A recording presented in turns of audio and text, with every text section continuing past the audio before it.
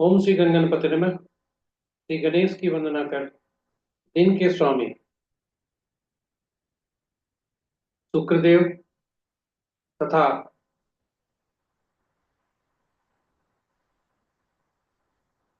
माता लक्ष्मी की आराधना कर इष्ट देव का ध्यान धर गुरुजनों को नमन कर अभिनंदन करते हैं आपका वरुण एस्ट्रो में। और वरुण एस्ट्रो द्वारा प्रस्तुत दैनिक पंचांग में जो 2 मई 2025 में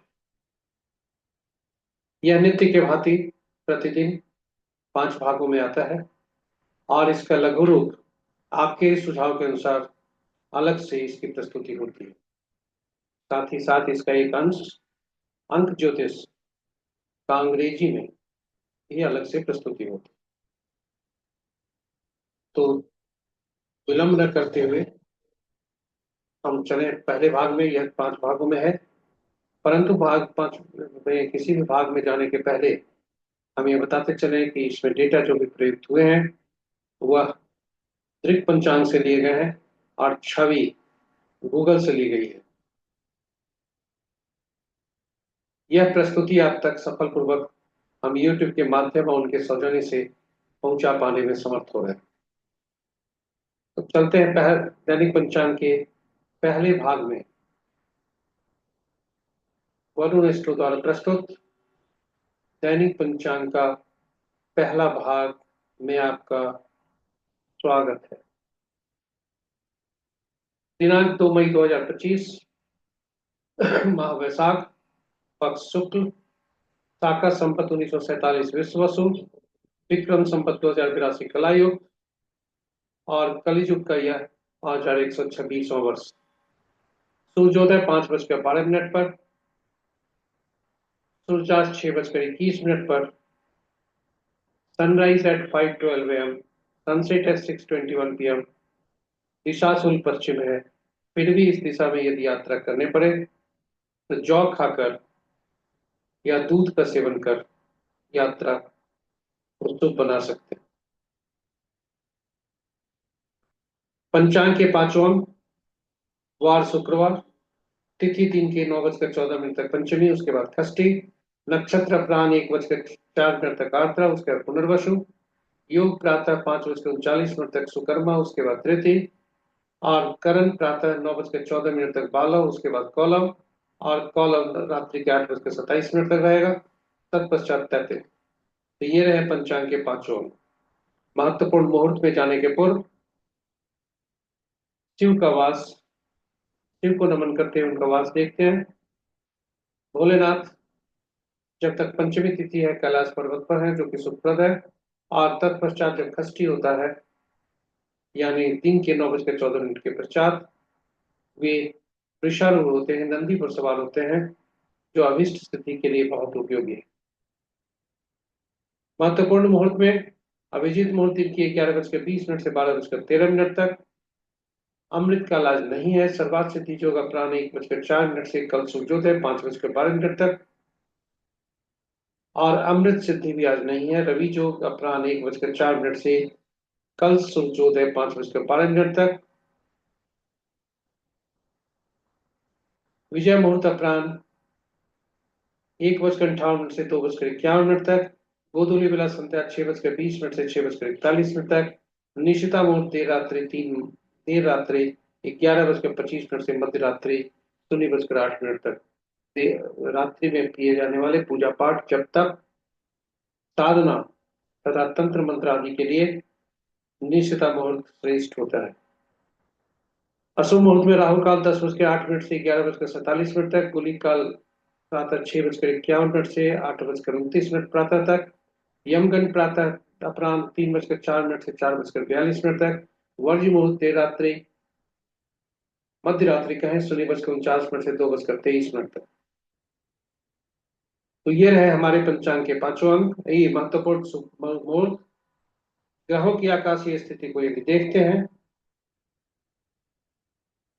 तो सूर्यदेव अपनी मेष राशि में ही है, चंद्रदेव मिथुन राशि में ही है, मंगल देव कर्क नीच राशि में है, बुध देव अपने पूर्ववत मीन राशि में है, बृहस्पति देव वृषभ राशि में है, शुक्र देव मीन राशि में है। इस प्रकार बृहस्पति देव और शुक्र देव का राशि परिवर्तन है। शनि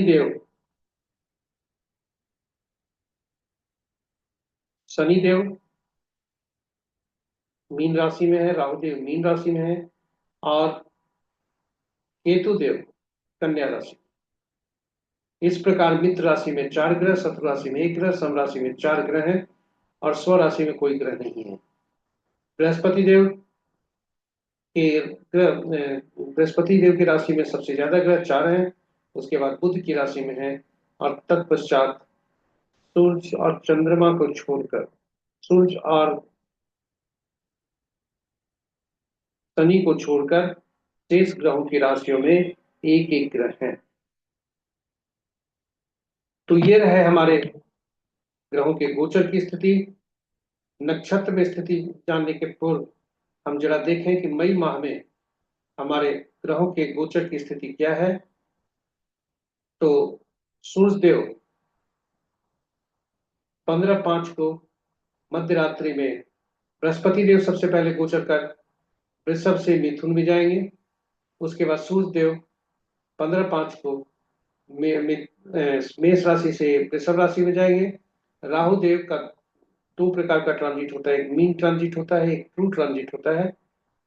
तो 18/5 को वे राहु देव मीन राशि से कुंभ राशि में जाएंगे, वहीं केतु देव कन्या राशि से सिंह राशि में प्रवेश करेंगे। बुध देव 23/5 को मीन राशि से मेष राशि में जाएंगे, वहीं राहु देव का जो सत्य ट्रू जो उनका ट्रांजिट होगा 29/5 को होगा राहु केतु का, 11:03 पर होगा रात्रि में, और ये 12वीं राशि से यानी मीन राशि से कुंभ राशि में राहु देव जाएंगे, वहीं कन्या राशि से सिंह राशि में केतु देव जाएंगे, और शुक्र देव का महीने के अंतिम दिन 31/5 को वे मीन राशि से मेष राशि में आएंगे। तो ये रहे हमारे ग्रहों की गोचर तालिका। आशा करते हैं कि ये आपके लिए उपयोगी होगा।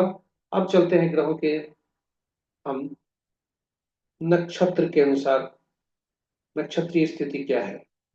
तो चंद्रमा आद्रा नक्षत्र में आ चुके हैं, वहीं भरनी के दूसरे भाग में सूर्य देव आए हैं, शेष पूर्ववत है। इस तरह से मित्र नक्षत्र में 3 ग्रह, शत्रु नक्षत्र में 2 ग्रह, सम नक्षत्र में 1 ग्रह और स्व नक्षत्र में 2 ग्रह है। स्व नक्षत्र में जो ग्रह है वे बुध देव तथा शनि देव है। चंद्र केतु स्वतंत्र ग्रह है क्योंकि उनके नक्षत्र में कोई भी ग्रह नहीं है, और चंद्र केतु को छोड़कर शनि देव के नक्षत्र में 3 ग्रह और शेष ग्रहों के नक्षत्र में एक एक ग्रह है। तो ये रहे हमारे आज के पहले भाग की प्रस्तुति। अब आपको ले चलते हैं अपने दूसरे भाग में। स्वागत है आपका दूसरे भाग में। यह नव तारा चक्र पद्धति पर आधारित है। जन्म पत्रिका में चंद्रमा जिस नक्षत्र में होते हैं उनके नक्षत्र समूह के अनुसार, समूह के स्वामी के अनुसार आज का दिवस कैसा होगा, यह चंद्रमा के गोचर पर आधारित है। और आपके चंद्रमा जिस राशि में है उनके राशि समूह के स्वामी,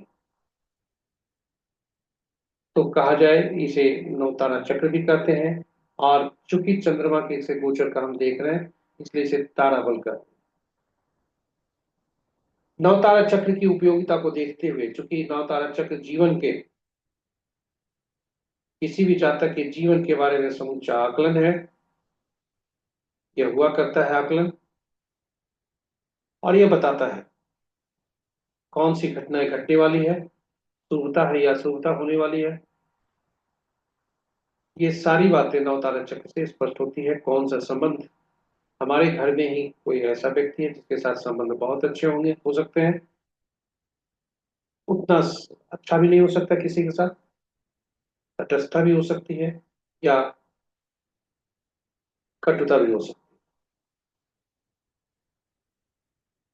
है। ये नवतारा चक्र बताते हैं।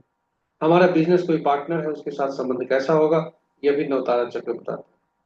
तो ये नवतारा चक्र आज के जीवन में बहुत वही महत्वपूर्ण होते हैं और हर कार्य के लिए किसी ज्योतिषी का संपर्क लेना संभव नहीं है। इसलिए आपसे आग्रह है, नवतारा चक्र जरूर देखें हमारा वीडियो और लाभान्वित हो। इन्हीं शब्दों के साथ हम संक्षेप में आपको ले चलते हैं नवतारा चक्र या तारा बल पर संक्षिप्त एक प्रस्तुति। कुल 27 नक्षत्र हुआ करते हैं और ये क्रमानुसार है, एक उनका क्रम संख्या निर्धारित है। उसी तरह से कुल ग्रहों की संख्या 9 है और उनका क्रम संख्या भी महादशा के अनुसार निर्धारित है। यानी पहला ग्रह केतु देव होते हैं और अंतिम ग्रह बुध देव होते हैं। तो इन ग्रहों के अनुसार चूंकि 27 नक्षत्र होते हैं और ग्रहों के जो फल देते हैं, ग्रह जो अपना अपने अनुसार फल देते हैं, वह कहीं अपने अनुसार नहीं नक्षत्र के अनुसार फल देते हैं, क्योंकि ग्रहों के मन नक्षत्र हुआ करते हैं। तो 27 नक्षत्र हैं और 27 नक्षत्र और 9 ग्रह, इसलिए 9 ग्रहों के समूह को एक श्रेणी में रखा गया और दूसरे श्रेणी में फिर दूसरा श्रेणी में 10वां से 18वां नक्षत्र रहे, फिर 19वां से 27वां नक्षत्र तीसरे समूह में रहे श्रेणी में। और प्रत्येक श्रेणी में से पहला जो नक्षत्र हुआ यानी अश्विनी माघा मूला, जो पहला 10वां और 19वां नक्षत्र हुआ करता है, उसका स्वामित्व केतु देव को दिया गया। इसी क्रमानुसार दूसरा 11वां और 20वां का स्वामित्व शुक्रदेव को दिया गया और इसी क्रम में अंतिम जो नक्षत्र हुए 9वां 18वां 27वां, इनका स्वामित्व अंतिम ग्रह बुध देव को दिया गया। तो इस प्रकार यदि हम इसको समझ लें तो आगे हमें समझने में बहुत ही सहूलियत होगी। अब फलित कैसे करते हैं यह देखते हैं। तो जन्म पत्रिका में चंद्रमा जिस नक्षत्र में है, यानी हमारा जिस नक्षत्र समूह में जन्म हुआ है, उसके स्वामी मिश्रित फल देते हैं और गिनती वहीं से प्रारंभ की जाती है, केतु देव से नहीं की जाती, बल्कि जहां जन्म में हमारा होता है जिस नक्षत्र में, उनके नक्षत्र स्वामी के अनुसार हमारी गिनती आरंभ होती है, हम करते हैं। और जो पहला ग्रह होता है मिश्रित फल देता है और वहां से दूसरा, फिर तीसरा, 5वां, 7वां और 9वां ग्रह जो होते हैं, सॉरी तीसरा 5वां 7वां ग्रह ये पीड़ादायक होते हैं। 7वां ग्रह अति पीड़ादायक होता है। तीसरा 5वां 7वां ग्रह पीड़ादायक और दूसरा 6ठा 8वां और 9वां ग्रह सुखदायक होते हैं। 8वां और 9वां ज्यादा सुखदायक होते हैं। और यही है नवतारा चक्र का सार। तो नवतारा चक्र या तारा बल के अनुसार हम इसी फल को देखते हैं। अब चंद्रमा का गोचर को देखें। चंद्रमा को भी हम एक एंटिटी के रूप में मान लिए और चंद्रमा का गोचर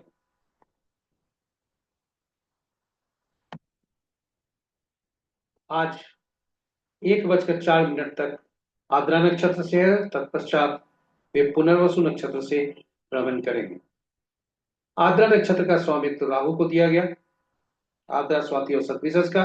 वहीं पुनर्वसु विशाखा और पूर्वा भाद्रपद का स्वामित्व बृहस्पति देव को दिया गया। अब इसके रो में से हम उस रो को चुनेंगे, क्योंकि कॉलम में हमने दर्शाया है कि किस समय को चंद्रमा कौन से नक्षत्र में है, उसका फल क्या होगा। किंतु चंद्रमा यदि हम कहें, यहीं से हम देखेंगे यदि चंद्रमा को आर्द्रा नक्षत्र से देखते हैं। तो आर्द्रा नक्षत्र में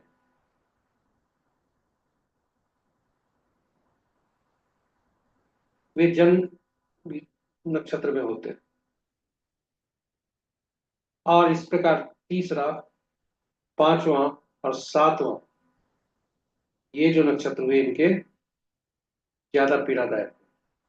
किंतु ये सामान्य भाषा है। लेकिन यदि हम कहें कि हम अपना फल कैसे देखेंगे, तो हम उस इस रो के इस कॉलम में सबसे पहला कॉलम है, उस रो को चुनेंगे जो हमारा नक्षत्र जन्म का नक्षत्र है। उदाहरण स्वरूप मेरा यदि जन्म नक्षत्र रोहिणी है, तो हम यहां से चलेंगे रोहिणी से और इस कॉलम में पहुंचेंगे, आद्रा कॉलम में। और हम ये देखते हैं कि रोहिणी नक्षत्र हमारे लिए विपद का है। इसलिए जो 1 बजकर 3 मिनट तक, 4 बजे तक है दिन का, वह हमारे लिए समस्या हो सकती है, विपत्ति का कारण बन सकता है, बाधा हो सकती है हमारे कार्य में। वहीं उसके बाद 6 में, जो कि सुबह। तो इस तरह से हम अपने चंद्रमा का, जन्म पत्रिका में चंद्रमा जिस नक्षत्र में होते हैं उसके अनुसार फल देखते हैं कि चंद्रमा जन्म पत्रिका में कहाँ है और हम हमें कैसा फल दे रहे हैं। तो इसी क्रम में हम आगे भी देखते हैं कि 1 बजकर एक दूसरा उदाहरण हम प्रस्तुत करते हैं आपके पास। हम लेते हैं ऐसे ये को, जहां पर मान लीजिए मेरा जन्म अनुराधा नक्षत्र में हुआ। तो अनुराधा नक्षत्र को में हम उसके रो में जाएंगे और तब देखेंगे कि हमारे लिए आर्द्रा और स्वाति और शतभिषा, मतलब आज का नक्षत्र जो है, वह जहाँ चंद्रमा है वह कैसा है। तो मित्र और अति मित्र है आर्द्रा नक्षत्र वाले के लिए। वहीं यदि हम मेरा जन्म अगर अश्विनी नक्षत्र में हुआ है, तो आर्द्रा नक्षत्र जब तक है तब तक साधक है, शुभ है, और तत्पश्चात ये अति अशुभ है। तो ये इस तरह से हम अपने नक्षत्रों के अनुसार फल देखते हैं, फलित करते हैं कि कौन सा दिन कैसा होगा। और 9 तारा चक्र में हम यह देखते हैं कि कौन से हमारे महादशा, कौन से हमारे अच्छे होंगे, कौन से ग्रह हमारे लिए अच्छे होंगे, और तब उपाय हम उसका कर सकते हैं। बिजनेस पार्टनर कौन अच्छा होगा, रिश्ते नाते जो है वो कैसा होगा, आदि आदि 9 तारा चक्र से। इनकी उपयोगिता को देखते हुए आपके सुझाव पर हमने कुछ एक प्रैक्टिकल वीडियो भी डाला है कि कैसे निकालते हैं।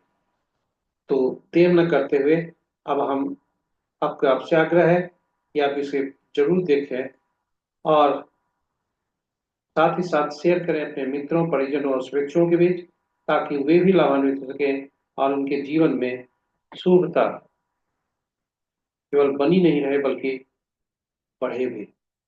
इन्हीं शब्दों के साथ हम आपको अब ले चलते हैं दैनिक पंचांग के तीसरे भाग में।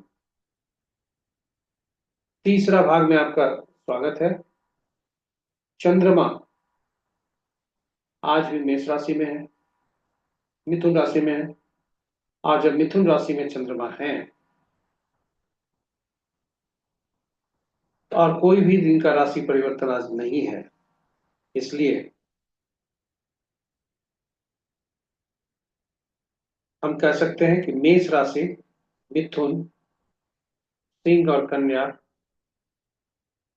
धनु और मकर राशि वालों के लिए दिन शुभ है। शेष राशि वालों के लिए थोड़े सावधान रहने का जरूरत है। तो ये रहे हमारे तीसरे भाग की प्रस्तुति। अब हम आपको ले चलते हैं अपने चौथे भाग में, जो चंद्रमा, इसे हम यहाँ यह बताते चले कि हम हमेशा यहाँ जो देखेंगे अपने, जो हमारा चंद्रमा जिस राशि में है उसके अनुसार फल देखते हैं, न कि कोई और फल देखते, लगन से नहीं देखते चंद्रमा जिस राशि में है वही हमारा राशि है, और उसी के अनुसार हम फल निकालते हैं कि आज मेष राशि उत्तम होगा, कर्क मिथुन वाले के लिए उत्तम होगा, सिंह और कन्या के लिए उत्तम होगा, धनु और मकर के लिए उत्तम होगा। तो ये हमारे फल हम उसी के अनुसार देखते हैं चंद्रमा किस राशि में है। तो अब आपको ले चलते हैं हम अपनी अगली प्रस्तुति में, जो चौघड़िया ज्योतिष से संबंधित है। यह महत्वपूर्ण मुहूर्त को दर्शाता है। कौन सा मुहूर्त हमारे लिए अच्छा है, कौन सा मुहूर्त किसी कार्य के लिए खराब है, अशुभता है, आदि आदि दिखाता है। यह अति उपयोगी है, क्योंकि यदि आप किसी भी मुहूर्त को न देखना चाहें या न देख पाए, कंफ्यूज्ड हो, तो कम से कम चौघड़िया मुहूर्त को जरूर देखना चाहिए। यह शुभ अशुभ समय को दर्शाता है। किसी भी शुभ कार्य को करने के लिए इसका उपयोग किया जाता है।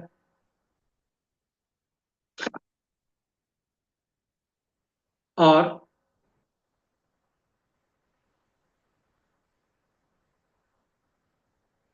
इसे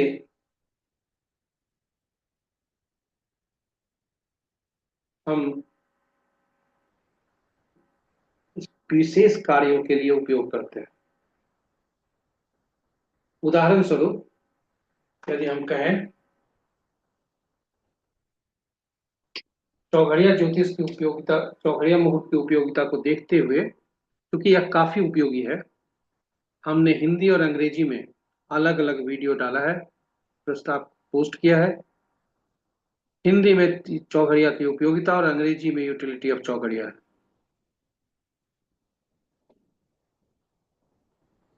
इसे आप जरूर सुने और अपने जीवन में किसी भी कार्य करने के लिए कम से कम चौघड़िया मुहूर्त जरूर देखें और शुभता लाएं। साथ ही साथ साझा करें अपने मित्रों, परिजनों और शुभेच्छुओं के बीच, ताकि उनके जीवन में शुभता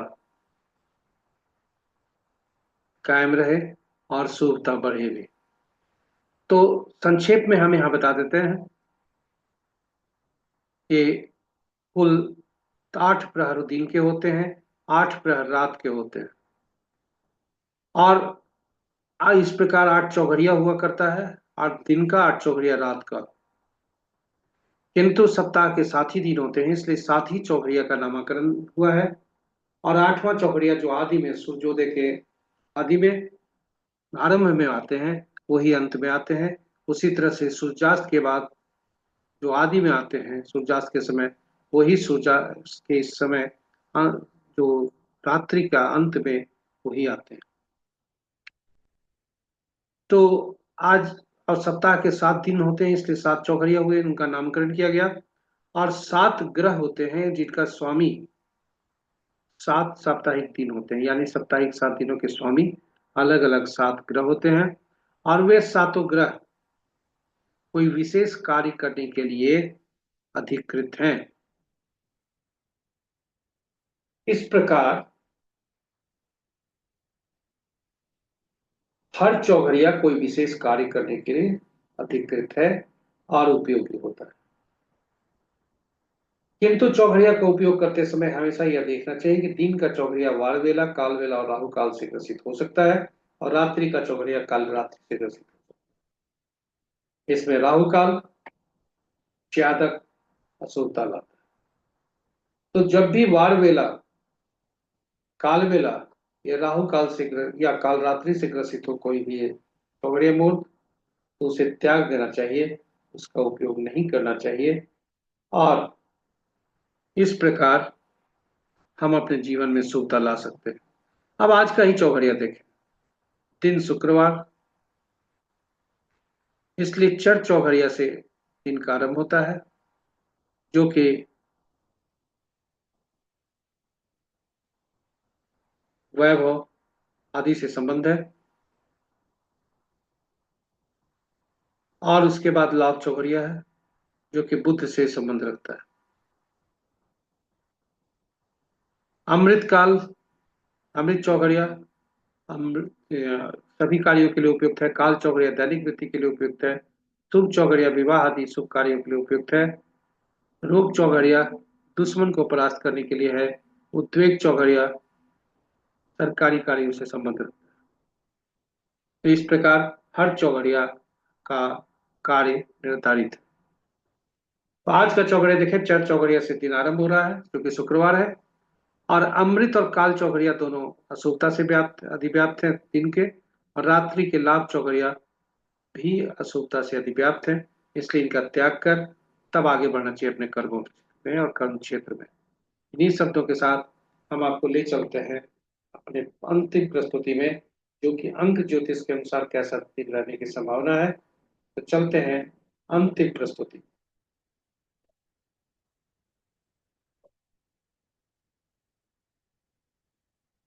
स्वागत है आपका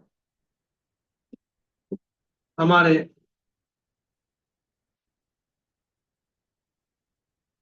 अंतिम प्रस्तुति में, अंक ज्योतिष के अनुसार कैसा दिन रहने की संभावना है।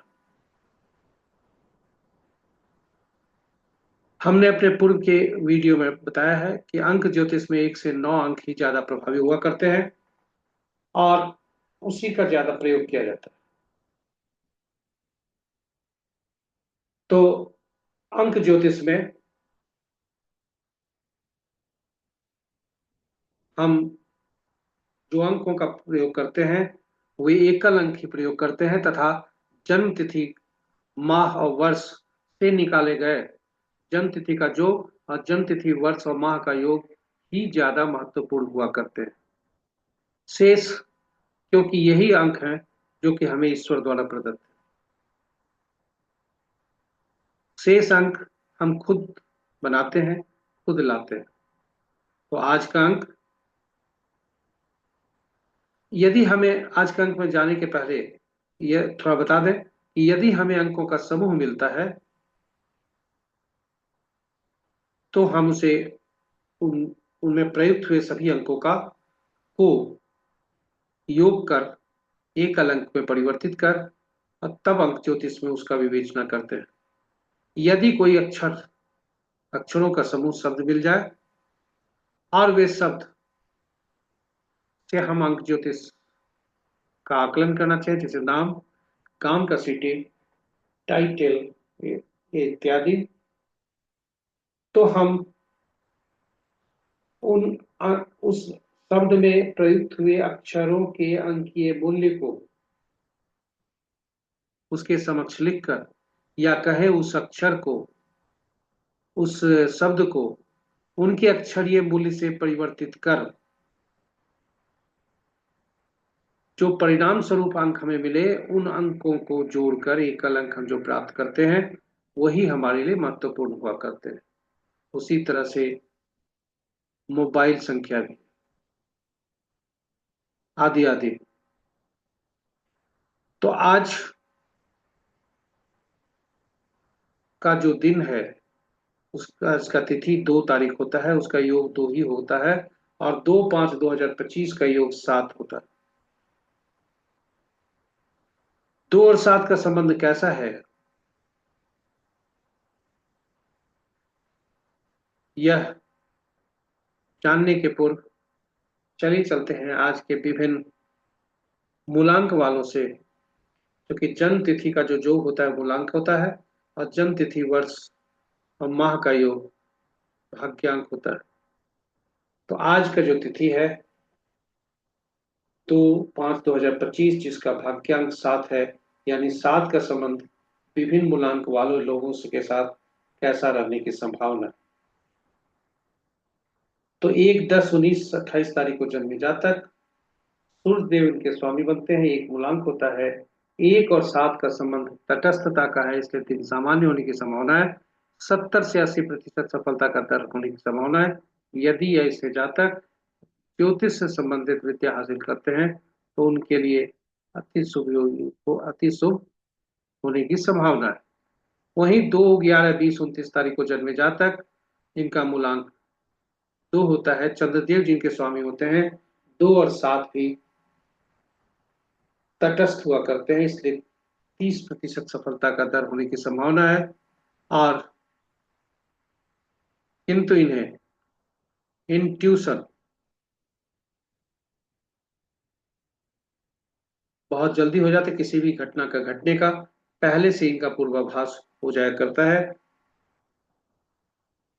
और उसी अनुसार ये उसी अनुरूप कार्य करते हैं। किसी भी जातक का 3 12 21 30 को जन्मे जातक, यहाँ बताते चले कि अगर इंट्यूशन पावर आपका बढ़ रहा है 2 7 वाले कम्युनिज्म का, तो उसे प्रयोग में लाए और अपने सफलता का दर को बढ़ाए।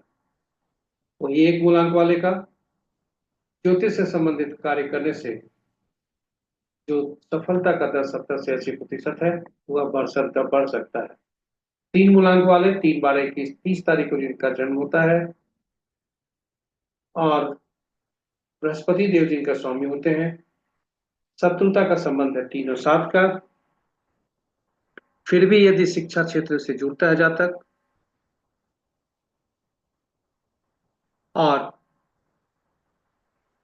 अकल्ट या हीलर या एजुकेशन से संबंध जो ज्योतिष का है उससे यदि संबंध 3 मूलांक वाले करते हैं तो इनका सफलता का दर ज्यादा बढ़ने की संभावना हो जाती है। 4 मूलांक वाले जिनका जन्मतिथि 4 13 22 31 तारीख को हुआ होता है, राहु देव जिनके स्वामी होते हैं, दिन उत्तम होने की संभावना है। 4 और 7 आपस में मित्रता का संबंध है और इसलिए 4 स्टार मिल रहे हैं।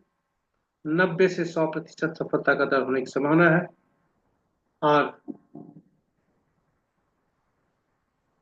यह ऑकल्ट आदि से बहुत ही सिद्धि हासिल करने की इसे संभावना रहती है। और यदि वो ऑकल्ट से संबंधित कार्य करें या उससे इन्वॉल्व है तो इनका सफलता का दर 90 से 100% हो सकता है। 5 मूलांक वाले 5 14 23 23 तारीख जिनका जन्म है, 5 मूलांक है, केतु देव इनके स्वामी होते हैं और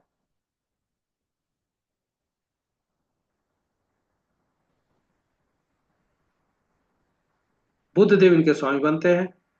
5वां अंक जो होता है वह मध्य अंक होता है 1 से 9 के बीच का।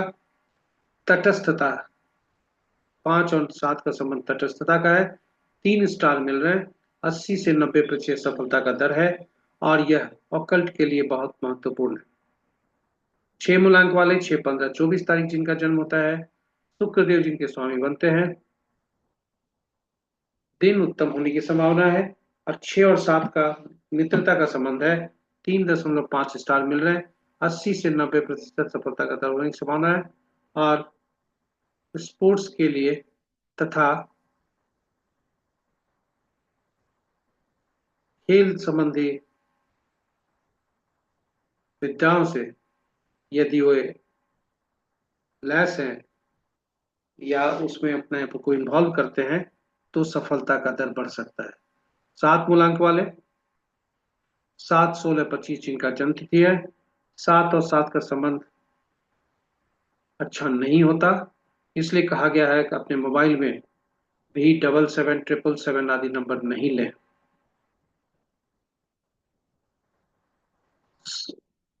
दिन शाम तटस्थ हो सकता है। 1 स्टार मिल रहे हैं। 10% सफलता का दर होगा और स्वाभाविक है जब 10 होगा तो डिसअपॉइंटमेंट होगी, घर में वाद विवाद होगा, मैरिज प्रॉब्लम हो सकती है। 8 मूलांक वाले 8 17 26 तारीख जिनका जन्म है, 8 मूलांक होता है इनका, शनि देव इनके स्वामी बनते हैं, दिन उत्तम होने की संभावना है। 2.5 स्टार मिल रहे हैं। 70% सफलता का दर है और अकल्ट के लिए में यदि यह इन्वॉल्व होते हैं तो इनका सफलता का दर और बढ़ सकता है। 9 मूलांक वाले 9 18 27 तारीख जिनका जन्म है, मंगल देव जिनके स्वामी हैं, 9 और 7 का संबंध अच्छा नहीं है, इसलिए सावधानी जरूरी है। अति शत्रुता का संबंध है इनका 9 7 का। 2 स्टार मिल रहे हैं। 30% सफलता का दर होने की संभावना है और यह ऑकल्ट के लिए अति उत्तम है। तो ये रहे हमारे दैनिक पंचांग के प्रस्तुति का अंतिम भाग। पुनः आपको बताते चले कि डेटा जो भी प्रयुक्त हुए हैं वह यूट्यूब से ऋग पंचांग से लिए गए। प्रस्तुति, छवि गूगल से ली गई है, और ये प्रस्तुति यूट्यूब से आप तक पहुंचाई गई। यदि आप पहली बार हमें देख रहे हैं, दर्शक हैं, पहली बार हमारी प्रस्तुति को देख रहे हैं, तो सब्सक्राइब करना ना भूलें। साथ ही साथ सभी सब्सक्राइबर नोटिफिकेशन बटन को दबा दें, ताकि हमारे हर प्रस्तुति की सूचना आप तक मिल सके। प्रस्तुति में हुई त्रुटि का के लिए हम क्षमा प्रार्थी हैं, यदि कुछ हुई है। साथ ही साथ आपसे आग्रह है कि सभी अपने मित्रजन, परिजन और शुभेच्छुक जन के जीवन में शुभता लाने हैं, तो प्रस्तुति को साझा जरूर करें, उनसे डिस्कस भी करें, और अपना ज्ञानवर्धन बढ़ाएं। इस प्रस्तुति का मुख्य उद्देश्य ज्ञान को बढ़ाना है, हर घर में शुभता लाना है। तो अब हम विराम लेते हैं, और अंत में प्रस्तुति में हुई त्रुटि का या और उपयोगी बनाने हेतु, त्रुटि का निराकरण या प्रस्तुति को और उपयोगी बनाने हेतु आपका सुझाव हमारे का हमें इंतजार रहेगा। YouTube के कमेंट बॉक्स में जाकर जरूर दें, और लाइक बटन जो प्रस्तुति का है दबा दें, जिससे मनोबल हमारा बढ़ेगा। इन्हीं शब्दों के साथ हम आपसे विदा लेते हैं। कल फिर इसी वक्त, इसी समय नई प्रस्तुति लेकर आपके समक्ष हाजिर होंगे। तब तक के लिए माता लक्ष्मी तथा शुक्रदेव की असीम कृपा पर बरसते रहे। आपका दिन शुभ हो, ऊर्जा से भरा हो, और हर तरफ शुभता ही शुभता हो। इन्हीं शब्दों के साथ हम विदा लेते हैं। जय माता लक्ष्मी, जय शुक्रदेव, जय राहु।